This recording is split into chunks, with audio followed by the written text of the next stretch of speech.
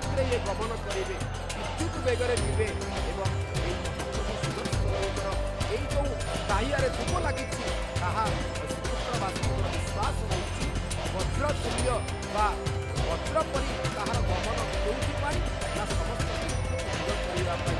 କୌଣସି ଆବେଶ ହୋଇଥିଲେ, ଦୀର୍ଘ ଦିନର ବ୍ୟାଧି ହୋଇଥିଲେ ସେହି ଶରୀରକୁ ଛୁଆଁ ଦେବା ସମସ୍ତ ଦୁରାରୋଗ୍ୟ ଯେଉଁ ବିପଦ ଆସୁଥିବ ବା ବ୍ୟାଧି ଥିବ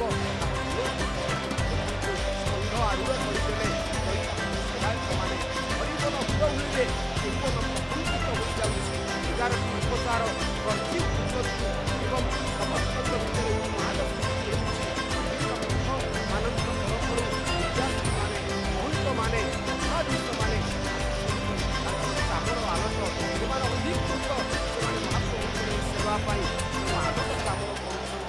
ଶକ୍ତି ଧରା ହେଉଛି ପ୍ରକୃତରେ ଏ ଯେଉଁ ସତ୍ୟର ପରମ୍ପରା, ଏ ଯେଉଁ ଦିବ୍ୟ ପହଣ୍ଡି ଦେଖି ଦେବତାମାନେ ମଧ୍ୟ ଆକାଶରୁ ପୁଷ୍ପ ବୃଷ୍ଟି କରୁଛନ୍ତି। ବିଭୀଷଣ ପୁରା ବର ମାଗିଥିଲେ, ପ୍ରଭୁ ମୋତେ ତୁମେ ଦର୍ଶନ ଦେବ, ମୁଁ ଏହି ବର ମାଗୁଛି, ଲଙ୍କାର ରାଜନ ହେବା ମୋ ପାଇଁ ବଡ଼ କଥା ନୁହେଁ, ତୁମର ପାଦରେ ଶରଣ ଦେବ। ଦର୍ଶନ ଦେଉଛନ୍ତି। ଆଜି ମଧ୍ୟ ବିଭୀଷଣ ବନ୍ଦାପନା ଅଛି ସେହି ଜଗମୋହନରେ ଗରୁଡ଼ଙ୍କ ଆଗକୁ ଦକ୍ଷିଣାଭିମୁଖୀ ହେଇ କେତେ ସୁନ୍ଦର ଭାବରେ ଆଲୋକରେ ସୌଭାଗ୍ୟ କାହିଁକିନା କିଛି ସମୟ ପରେ କାଳାନ୍ତରରେ ମିଳିବ ନାହିଁ।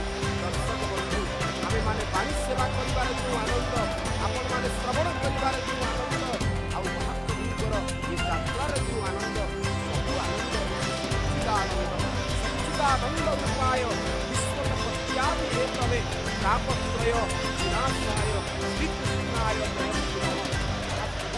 ସୁଦର୍ଶନଙ୍କର ଦିବ୍ୟ ପହଣ୍ଡି ଲକ୍ଷ୍ୟାଦିତ୍ୟ ସମପ୍ରଭಂ ତ୍ରିଜଗତା ଶକ୍ତି ସ୍ୱରୂପಂ ପରମ୍ ନାନା ଦୁଷ୍ଟ ନିବର୍ହଣୈକ ନିପୁଣಂ ସତ୍ಯೋଦିତಂ ତେଜସା स्तंभाकारं मकुट्वमाख्योद्धरं देवैः सदा पूजितं ध्याये शस्त्रसुदर्शनं प्रभुजगन्नाथस्य दिव्यायुधं। से महाप्रभुଙ୍କର ଦିବ୍ୟ ଆୟୁଧ ସେ ସୁଦର୍ଶନ ମହାରାଜ।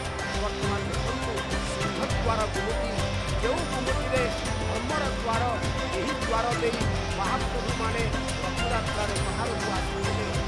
ସେହି ଧର୍ମଦ୍ୱାର ସିଂହଦ୍ୱାର ଦେଇ ଯେଉଁ ଦ୍ୱାର ଉପରେ ଅଛନ୍ତି ମା ଶ୍ରୀ ପୂର୍ଣ୍ଣଲକ୍ଷ୍ମୀ, ସେ ଦ୍ୱାର